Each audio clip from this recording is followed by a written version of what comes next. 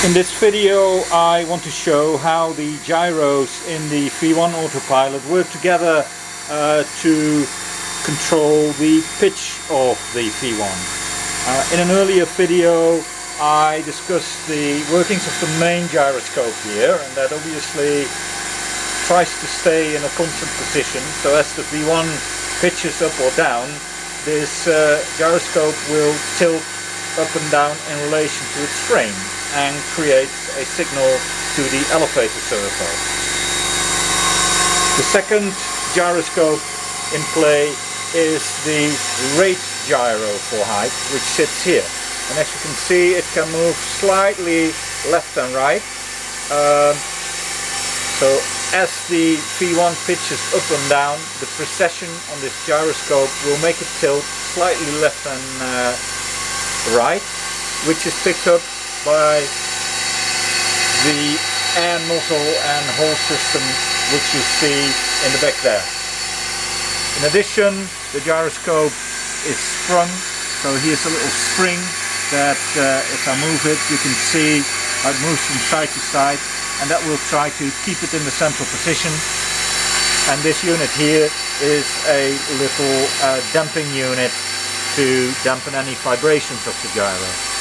So if I take a little bit of difference, here is the elevator servo, and as I move the rate gyro from left to right, you will see that there's a little bit of movement in the elevator servo.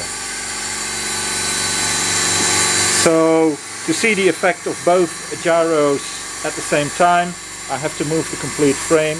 So I'll try to do that with the servo here in frame. So I'm now lifting it from the front side, so we're pitching up, and you can see the rod pushes out, basically pushing the elevator downwards so that it pitches down again.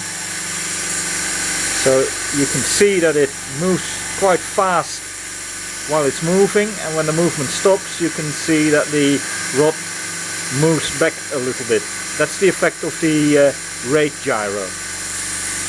So pitching up reaction, if I hold it on the back of the gyro and pitch it down, we get a similar effect in the opposite direction.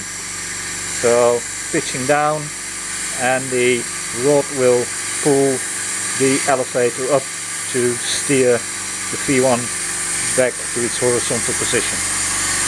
So that's the pitch control on the V1 Autopilot with all the gyroscopes working in unison.